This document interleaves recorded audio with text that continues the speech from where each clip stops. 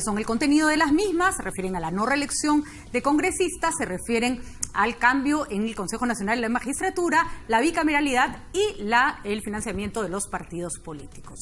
¿Cuál fue la novedad? ¿Qué fue lo que generó muchísimas dudas y muchísimos comentarios? Que el presidente Martín Vizcarra dijo que planteaban la consulta al pueblo, pero que no estaban de acuerdo con la reforma de bicameralidad, que en ese sentido tenían reparos. El presidente Martín Vizcarra ha tenido la deferencia de estar con nosotros esta noche para explicarnos esta postura, que para muchos ha sido confusa, para otros ha sido inexplicable y para otros tiene muchísimo asidero. Pero dejemos que él explique las circunstancias en que ha tomado esta decisión. Presidente, muy buenas noches y bienvenido a Quien Tiene la Razón. Le agradecemos estar acá. No, al contrario. Muchas gracias, Patricia. Un saludo para ti y para toda la gran audiencia. Bueno, tratemos de hacer un poquito de memoria en estos días para entender un poco lo que ha pasado. El 4 de octubre podríamos decir que fue algo así como el día de este paquete de reformas que había estado... Y de muchos otros temas más. El 4 de octubre sí, fue un día... hubo una serie de acontecimientos políticos. Fue el día de EFG, ¿no? Para muchos aspectos. Así es. Y ahí se cumplía el plazo que usted le había dado al Congreso, que había convenido con el Congreso para que se presentaran todas las reformas. Y esto se había logrado esa madrugada y usted se mostró conforme con lo que se había aprobado en el Congreso. Recordemos que dio una entrevista con nuestro colega Quique Chávez en Canal 7 y uno lo escuchó y dijo, bueno, ya, paz en el mundo y las cosas empiezan a caminar. ¿Qué pasó? Mire, somos absolutamente coherentes desde el principio.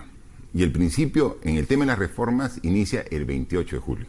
Recuerden ustedes que el 28 de julio, cuando asisto al Congreso y doy el mensaje a la nación, tratamos, entre otros temas, el tema que es necesario implementar algunas reformas que son necesarias para superar la crisis del Poder Judicial, porque pocas semanas antes del 28 de julio nos enteramos de unos audios donde jueces supremos, jueces de jurisdicciones como el Callao, hablaban, transaban acuerdos, sentencias, es decir, una desvergüenza de autoridades del Poder Judicial. Y entonces la indignación de la población era muy grande, como también de todas las autoridades, y teníamos que cambiar.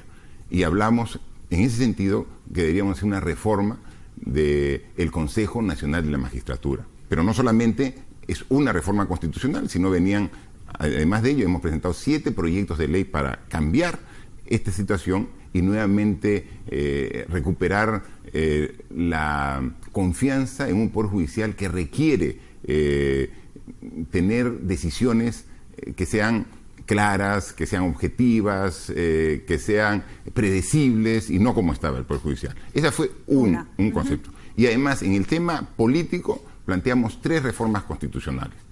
Una, para fiscalizar el financiamiento de los partidos políticos, que hay un mejor control.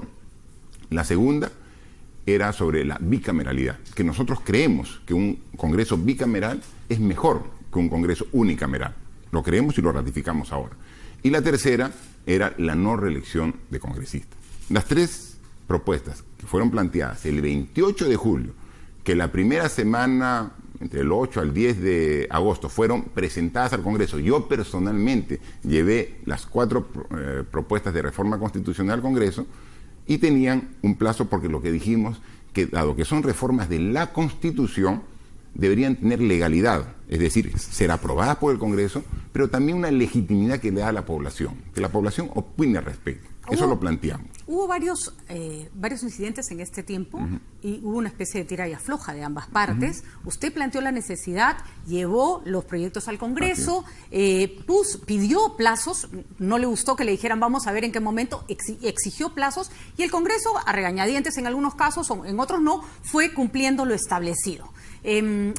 Usted pidió, además, que no hubiera cambios significativos ni que desnaturalizaran esas propuestas. Efectivamente. En 3 de ellas usted no ha encontrado cambios que desnaturalizan. Efectivamente. Todas han sufrido cambios. Pero es lógico que el Congreso pueda analizarlas, evaluarlas e incorporar algunos cambios en función de aportes, sugerencias y criterios que pueden ser diferentes. Nosotros dijimos que queríamos que las propuestas no sean desnaturalizadas, es decir, que se cambie, aprovechando la reforma, el sentido del planteamiento. ¿Qué le molesta en la de la bicameralidad? Lo he escuchado, entiendo, he escuchado sus argumentos, pero me gustaría que los repita porque me gustaría detenerme en cada uno de ellos. Ya.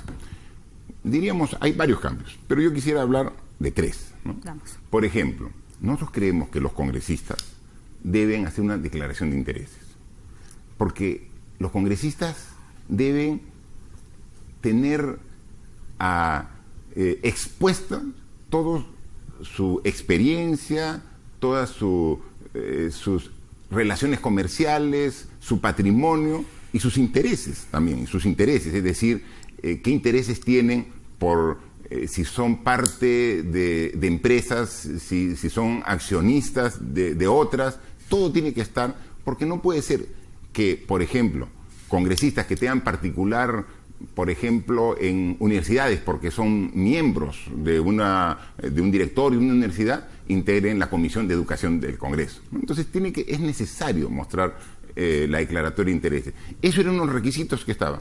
Fue retirado. De acuerdo. Me permito hacerle una acotación antes de pasar a la siguiente. Sí. Efectivamente, es importantísima la declaración de intereses. No existe en este momento. Uno no sabe de dónde viene la persona y a qué grupos podría apoyar. Sin embargo, los congresistas no dijeron que no iba a estar incluida, sino que no había por qué darle un rango constitucional, que eso podía estar en un desarrollo de la ley. ¿Por qué le incomoda esa posibilidad? Porque precisamente requerimos, ¿por qué tenemos actualmente instituciones que no gozan de la confianza de la población?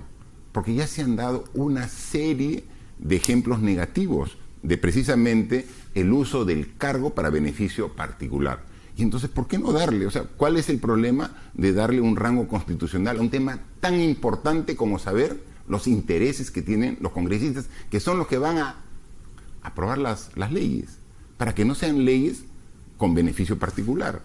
Entonces, puede ser que haya un congresista que tenga interés particular en una materia, pero para promulgar una ley, para discutir, para aprobar una ley, tienen que no participar directamente. Entonces, nos parece sumamente importante ese concepto y fue retirado. Segundo tema. Nosotros hemos visto ahora en las elecciones que se han dado hace 2 días, hemos visto que de alrededor de 2.000 alcaldes que se han elegido, menos del 1% son mujeres, menos del 1%. Y de los 25 gobernadores regionales, ninguna mujer.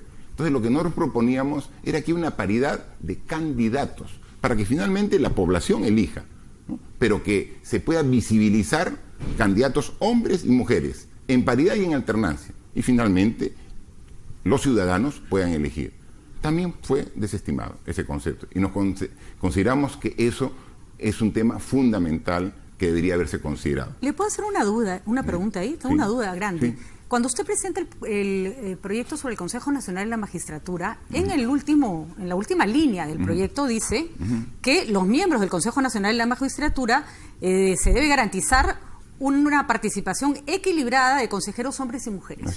Hubo una discusión enorme en el Congreso y al final se llegó a la conclusión de que paridad en el Consejo Nacional de la Magistratura no iba a haber. Es decir, no se respetó. Y sin embargo usted no está observando esa ley. No.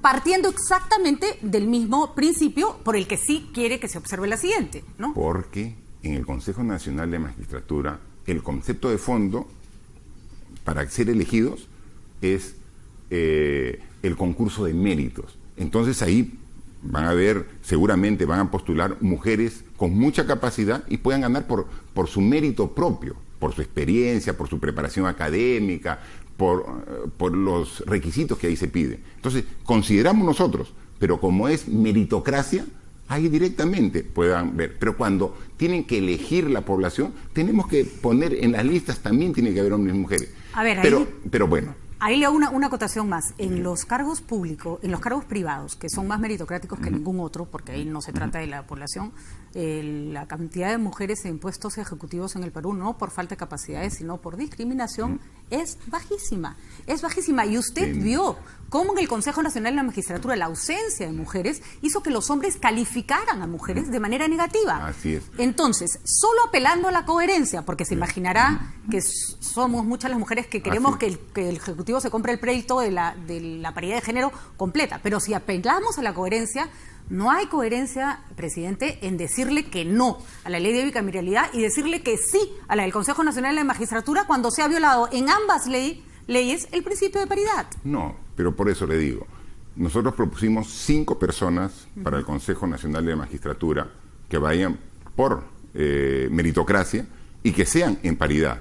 Finalmente desestimaron, y ahí sí es un concurso público de méritos. Y nosotros consideramos que existe profesionales competentes, mujeres que pueden acceder. Entonces, a pesar que hicimos la propuesta, fue desestimada y lo consideramos, dado que es necesario y urgente que también de una vez por todas se restituya el Consejo Nacional de la Magistratura, puedan de una vez establecerse, le han cambiado de nombre, ¿no? Ahora es la Junta... Sí, un nombre nuevo. Le han cambiado el nombre al Consejo Nacional de la Magistratura. Es Junta Nacional de Justicia. Junta Claro, Nacional de Justicia. Pero cuando tenemos 2.000 alcaldes que se eligen cada 4 años, 25 gobernadores regionales, nosotros sí creemos que debería los partidos políticos hacer un esfuerzo para poner en sus listas de candidatos con paridad hombres y mujeres para la opción. Insisto en este punto, no por pesada, sino porque creo que las mujeres tenemos el derecho de ser tomadas como una causa, no como una excusa. No como una excusa. Entonces a eso apela mi siguiente pregunta. En los últimos años, solo el 22% del Ejecutivo han sido mujeres. En el Congreso no se alcanza ni siquiera el 30% de la cuota. En el Poder Judicial, con las justas 35%. Las alcaldías entre 2 y 1%. Los gobiernos regionales ya ni le digo. ¿Ustedes no han descubierto esa realidad en estas últimas elecciones? Lo que se trata es de mejorarlo. Presidente de la República. O sea, ¿nos quedamos conformes con esas cifras? Totalmente de acuerdo. Tenemos que hacer un esfuerzo para corregirlo. Entonces, ¿qué pasó? Y disculpe porque yo sí estoy muy desconcertada y creo que no importa lo que me pase a mí. La población está desconcertada porque lo que escuchamos cuando usted celebró la aprobación de las reformas aprobadas en el Congreso, este tema no era importante. Una semana después se volvió importante. No es así, Patricia. Nosotros, ¿cuál es el inconveniente que ha habido acá? Que nosotros dijimos que requeríamos que se aprueben esas reformas para que estar dentro del plazo para la convocatoria para el 9 de diciembre, para coincidir con la segunda vuelta de la elección a gobernador regional. Quien puso el plazo fue precisamente el Congreso de la República. El mismo Congreso, a través de su Junta de Portavoces, de su Junta Directiva, determinaron de que el plazo que ellos se daban directamente al Congreso para estar dentro de la posibilidad de convocar al referéndum era el 4 de octubre. ¿Y cuándo se han aprobado estos proyectos de reforma? El 4 de octubre. El último día en la madrugada. Es el último día. Ese día nosotros hemos recibido y saludamos que el Congreso haya aprobado la reforma. Pero entre el lapso de la aprobación de las reformas, que fue el último día, el 4, al día de hoy, 9, 5 días tenemos derecho a analizarlas y analizar estos temas que consideramos que son sumamente importantes. Y hay otro tema que entre los factores que nosotros decimos que desnaturaliza es el tema de la cuestión de confianza. O sea, es un tema sumamente importante para el equilibrio de poderes. O sea, tiene que haber un equilibrio de poderes entre el Parlamento, entre el Poder Legislativo y el Poder Ejecutivo. A ver, para que entiendan los que no han seguido la discusión, se cambiaron los términos de la condición de confianza, de la cuestión de confianza en ese Parlamento. El tema está en discusión en el TC, pero mientras no se apruebe, esas son las reglas que rigen. Y más o menos eso, con algunos cambios, ha entrado en ese paquete de la bicameralidad, que tendría rango constitucional. Eso es lo que a usted le parece un contrabando, Por supuesto, porque mire, la Constitución actual que está vigente da herramientas para que el Congreso y el Ejecutivo puedan establecer un equilibrio. Y la herramienta que da el Poder Ejecutivo es precisamente la cuestión de confianza, ¿no? Cuestión de confianza que se usa en casos extremos, o sea, no se usa permanentemente o por cualquier motivo, pero es una herramienta. El Congreso, después que cayó el gabinete Zavala y fue un rechazo a la confianza, para evitar que haya un segundo rechazo de la confianza, cambió el reglamento. Cambió el reglamento. Lo cual es decir, absolutamente inapropiado. Fue inapropiado, ¿no? Y a nuestro juicio inconstitucional. Y revanchista. Y entonces dicen, no, entonces ahora cambiamos los términos de la confianza y lo ponemos. Oye, hay una Constitución que te dice cuál es el concepto de la cuestión de confianza. No lo puedes cambiar, no puedes cambiar la Constitución con un reglamento. Y así lo han hecho. Actualmente estamos esperando precisamente lo que determine el Tribunal Constitucional. Pero, mire, Patricia, ¿no le parece absolutamente ilógico que en esta propuesta de reforma constitucional, que tratamos la bicameralidad, el Congreso meta un artículo sobre la cuestión de confianza. El problema, presidente, y en eso insisto, porque queremos entender la coherencia, porque la coherencia de un presidente es fundamental para que todos estemos totalmente tranquilos. De acuerdo contigo, por supuesto. A mí sí me pareció mal siempre. Ya. Le voy a pedir a Catalina solo que nos ayude a explicar por qué hace una semana no pensaba igual, o que usted me explique que sí pensaba igual, pero no se notaba. ¿Podemos escuchar sus declaraciones de hace una semana? Por favor, que sí, gracias. Claro que sí. ¿Cómo interpreta esta decisión del Congreso de legislar sobre la cuestión de confianza, de alguna manera limitando la capacidad del Ejecutivo, es decir, ya no permitiendo que los ministros lo puedan hacer, no permitir sobre, digamos, propuestas legislativas, cuestiones de confianza, limitando a la PCM? Pareciera que están legislando para Martín Vizcarra, para limitar a Martín Vizcarra, pero en realidad esto va a comenzar en el 2021. ¿Cómo queda eso? Por eso, nosotros vamos al aspecto de fondo de las propuestas, ¿no?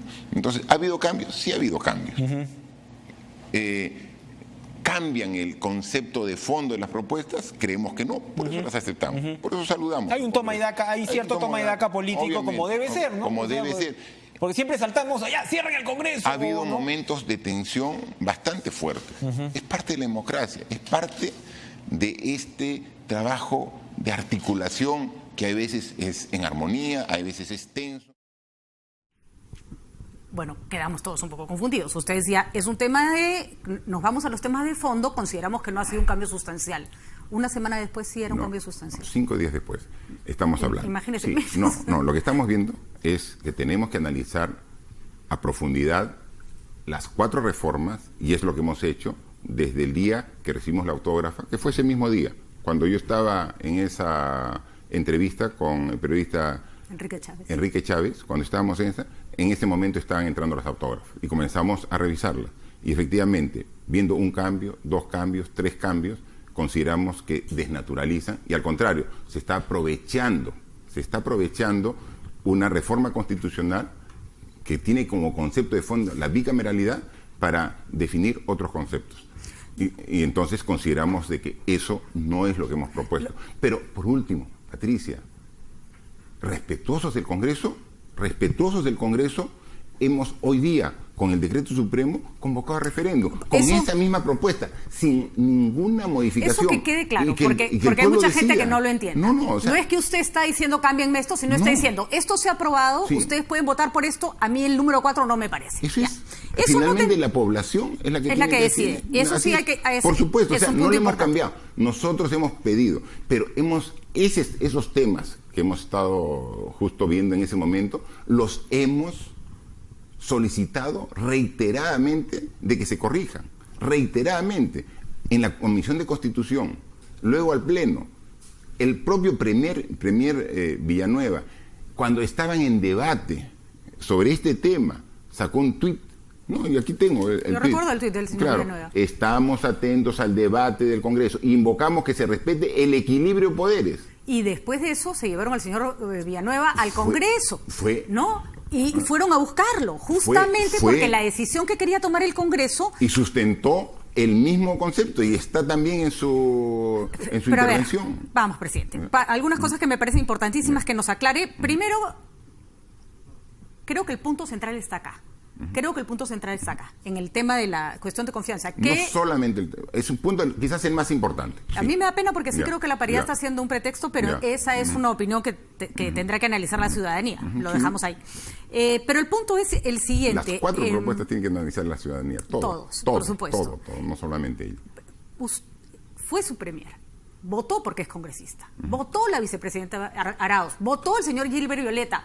Votó el ministro de Justicia. Todos en favor de estas propuestas sin que nadie chistara y dijera, ojo, estamos votando porque queremos impulsarlo, pero tenemos algunos reparos. ¿No? O sea, se han dicho en todos los momentos. Ha ido el premier Villanueva a sustentar su tuit. Claro que sí lo ha dicho. Pero la propuesta, la votación es empaquetada. Votas por todo. Y efectivamente, lo que queríamos nosotros como Ejecutivo, que estábamos a horas de cumplir el plazo. De acuerdo, presidente. Y teníamos que cumplir, porque si no se cumplía, podíamos quedar en una situación mucho más seria de gobernabilidad. Podríamos quedar como rechazada la cuestión de confianza ante la posibilidad de un cierre de Congreso que nosotros, por gobernabilidad, por estabilidad del país, No queremos llegar a esa situación. Por eso es que aceptamos, finalmente, con los reparos que hemos dicho, saludamos al Congreso porque finalmente salieron las 4 propuestas, pero revisadas, con tranquilidad, objetividad.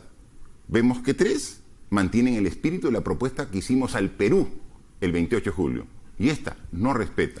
Es nuestra posición, finalmente, que la población tome su decisión. Ahí tengo varias preguntas. Primero, que sí han quedado en posición adelantada, tanto que el señor Gilbert Violeta ha resentido el hecho de que haya una suerte de cambio de opinión al final. Es incómodo. Han pedido la interpelación del ministro de Justicia, el señor Ceballos, y también la del premier Villanueva, porque el Congreso siente que no se ha cumplido la palabra. Y, presidente Vizcarra, si hay algo que usted transmitiera, un hombre que cumple su palabra. Y hay un fuerte cambio de posición con respecto a este punto. Y hay un punto que me interesa señalarle. La gente le cree, presidente. Le cree. En el año 2013, la bicameralidad no alcanzaba ni el 35% de aprobación. Usted habló de bicameralidad y de pronto se volvió una causa popular. Esta era una ventana de oportunidad para regresar a un sistema que necesitamos. ¿Por qué la distorsionan? ¿Por qué la desnaturalizan? ¿Y por qué usted le da un apoyo a una cosa distorsionada y desnaturalizada? Pero inicialmente usted es el y toda la gente que lo rodea. Pero es el 4 de octubre límite. O sea, ¿qué digo? ¿La rechazo y cierro el Congreso? No, pero tal vez no debió dar una entrevista que no reflejaba su punto de vista. La entrevista era a 3 días de las elecciones para decir, este tema está concluido. El Congreso aprobó las 4 reformas, dediquémonos a las elecciones, concentrémonos en las elecciones. Y luego, hasta la fecha de la convocatoria a referéndum, tenemos tiempo para hacer análisis. El referéndum se ha respetado estrictamente lo que ha enviado el Congreso. El problema, presidente, es que como usted la gente le cree, sí, hoy día probablemente ya se tiró abajo la posibilidad de que haya una bicameralidad. ¿Yo? Porque sí, le digo por qué. Se lo digo porque Patricia, se lo digo en buenos términos. ¿Quién ha cambiado el concepto? De acuerdo. ¿Quién ha cambiado los artículos? Pero no va a haber bicameralidad. Y probablemente esta sea la única ventana de oportunidad. ¿Por qué? Porque usted le hizo creer a la gente, y con razón, de que la bicameralidad era una buena idea. Y ahora le dice a la gente, ya no voten por la bicameralidad. ¿Cuándo vamos a volver a la bicameralidad? Porque ha sido desnaturalizada. ¿O tú crees que se mantiene el concepto? Creo que lo de la paridad de género no era un tema importante hace una semana, me da pena que lo sea ahora por otras razones.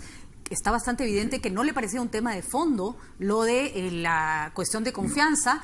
Y, bueno, hay otros aspectos que se sabía que no iba a ser perfecto, pero era una oportunidad importante.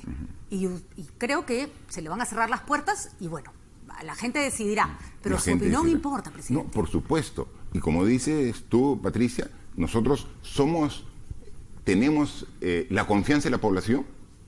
¿Por qué? ¿Porque trabajamos en beneficio particular? ¿O porque realmente notan que estamos haciendo esfuerzos de cambiar las cosas? Y para cambiar las cosas tenemos que ser coherentes.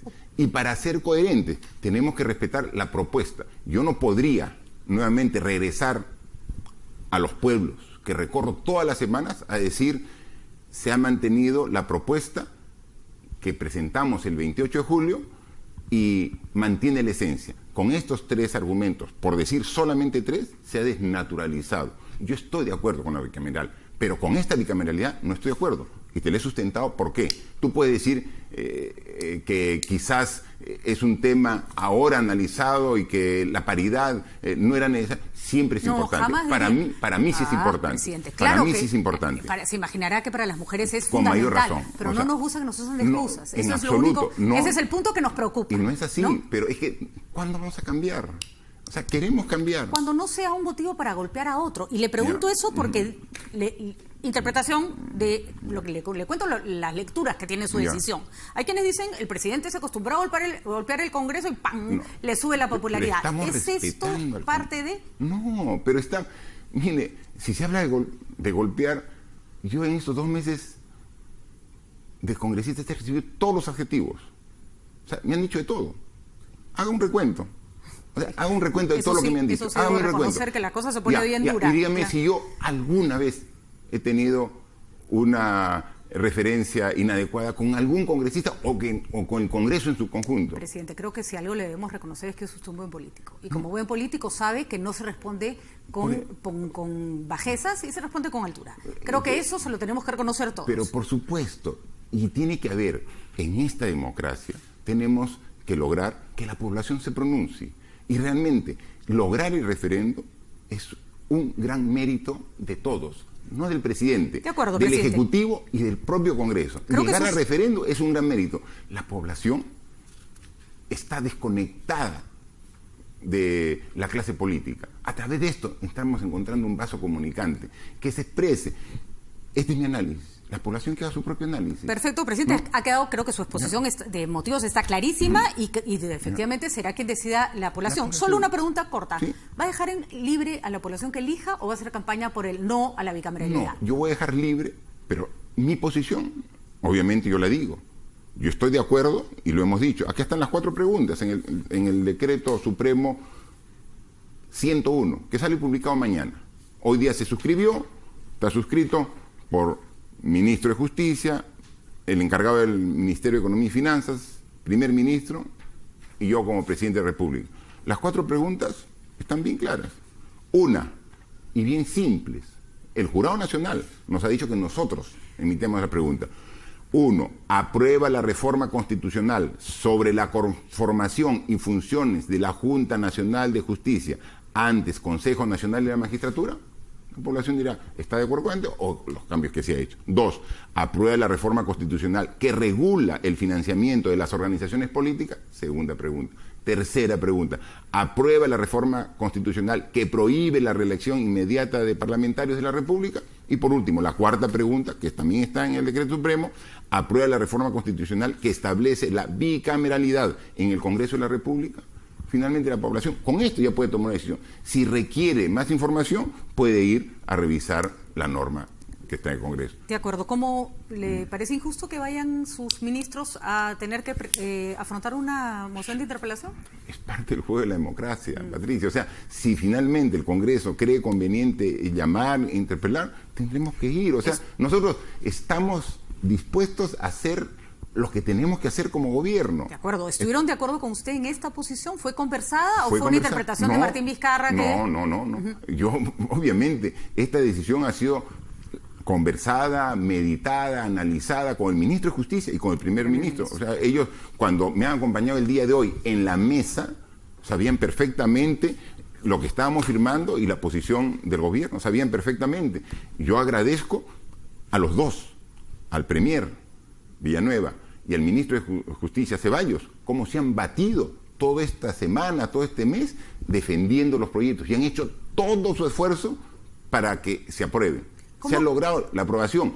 Uno, finalmente, no en la expectativa que teníamos. De acuerdo. Y ¿Cuál también es? a la bancada. Inclusive, he visto una comunicación del congresista Violeta discrepando. Y ahí pueden haber discrepancias. Bueno, eso es saludable, ¿no? Puede haber discrepancias. Que no se comporten todos Nosotros, como un... Ejecutivo y bancada del Ejecutivo, no trabajamos en función de consigna. Siempre discutimos, sustentamos, recomendamos y finalmente cada quien toma su decisión. Tal vez como lo interesante corresponde. sea que se abra el debate sobre la bicameralidad ya sin la participación del presidente y que las personas decidan si quieren o no. Ahora, preguntas rapiditas. ¿Cómo queda su relación con el Congreso? ¿Y cuál es su relación con el presidente del Congreso, el señor Salaverry, que parece mucho más abierto a tener una relación fluida con el Ejecutivo que los presidentes anteriores? Mi relación con el Congreso va a ser siempre cordial y de respeto. Y trabajando coordinadamente. O sea, esa es la voluntad nuestra como Ejecutivo desde que hemos iniciado el 23 de marzo nuestras funciones. Con el presidente del Congreso, me he encontrado ayer, precisamente en la ceremonia por el Día de la Marina, el aniversario del combate de Angamos, y hemos conversado en muy buenos términos. Y hemos acordado hacer esfuerzos en trabajar de manera conjunta. O sea, este tema finalmente es un 4 proyectos de reforma constitucional que hemos presentado al Congreso, que el Congreso las ha revisado, las ha corregido y las ha aprobado. Nosotros vemos, decimos, estamos satisfechos con 3, con una no, que el pueblo decida. De acuerdo. Entonces es un tema absolutamente ¿Su democrático. relación con el presidente del Congreso es cordial? Sí. ¿Es más cordial que con los anteriores presidentes del Congreso? Es que solamente yo he tenido reunión con uno. Este es el segundo, ¿no? Solamente con el congresista Galarreta y actualmente... Le falta elemento para la comparación. Sí, no hay mucho elemento comparativo. El problema que se dio hoy día, y me gustaría su opinión, es que no hubo quórum para la decisión que se tiene que tomar sobre el fiscal Chávarri en el Congreso. Lamentable. O sea, es lamentable. O sea, no podemos luchar contra la corrupción si es que no tomamos decisiones firmes. O sea, si el Congreso, para un tema tan importante como es discutir la idoneidad del fiscal de la Nación, el fiscal de la Nación, no hay quórum, o sea, realmente, ¿qué podemos decir al respecto, no? Yo espero que, al igual que como hubo al inicio cierto desdén, cierta indiferencia para tratar con la responsabilidad que ameritaba el caso del juez Sinostroza, yo estoy seguro que el Congreso va a corregir la situación. Pero no puede ser un tema tan importante. Queremos luchar para mejorar la justicia en el Perú. O sea, analicemos. Y finalmente, que haya el quórum. Y si creen que es idóneo para el cargo, que voten. Y pero que no le corran a la responsabilidad. Pero que no le corran. O sea, lo más fácil es simplemente dejar sin quórum y un tema tan importante, que simplemente se postergue. La ley Mulder podría ser revocada en el Tribunal Constitucional y ya se tiene que pronunciar al respecto. ¿Su expectativa? Yo creo que corresponde que sea revocada. Yo creo que impedir que el Estado pueda hacer uso de los medios de comunicación para dar sus políticas, para conocer acciones que requiere conocer el pueblo. O sea, no para hacer propaganda del Estado en absoluto, que se regule y que se prohíba propaganda, totalmente de acuerdo. Pero si queremos, estamos actualmente trabajando intensamente sobre la anemia, por ejemplo, y es un tema, la anemia. Como Estado tenemos los micronutrientes, tenemos las campañas, tenemos todo, pero la población tiene que involucrarse y tiene que ser a través de una campaña masiva en medios de comunicación para que tengan conciencia de una alimentación saludable, porque la anemia en niños no solamente está ubicada en familias de escasos recursos, en familias que tienen recursos suficientes para una buena alimentación, tienen a sus hijos anémicos porque desconocen la importancia de este tema. La única forma de llegar, ¿por dónde? No podemos llegar uno por uno, familia por familia, a través de los medios de comunicación. Es solamente un ejemplo, hay muchos más. Bueno, y es un buen ejemplo, porque el Estado debe invertir hasta el último sol disponible para que la gente salga de esa... Estamos bajando un punto porcentual por mes la incidencia de la anemia en niños. Bueno, eso es una maravillosa noticia. Un punto porcentual por mes. Y queremos mantener eso para llegar de los 40 y... nosotros cuando hemos ingresado el reporte del mes de marzo, que había anemia por el orden del 47-48% de los niños de todo el Perú con anemia. Estamos bajando un punto porcentual y la meta es llegar al 20-19%. Muy bien, vamos a ver si el TC piensa igual que el gobierno para que la comunicación no sea parcializada, no sea chiquitita, ¿no? Sino que sea masiva y todo lo necesaria que se requiere.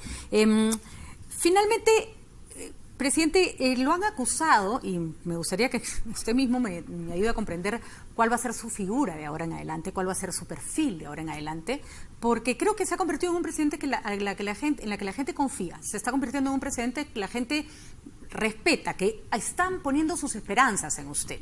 Eso, sin embargo, ha generado una suerte de percepción de que esto es demasiado personalista, que todo depende de Vizcarra, que no hay necesariamente respeto por las instituciones y, en una exageración, hay que decirlo, lo intentan comparar con Maduro. Es una exageración, pero digamos que por ahí va la idea. Una broma. ¿Cuál es el riesgo?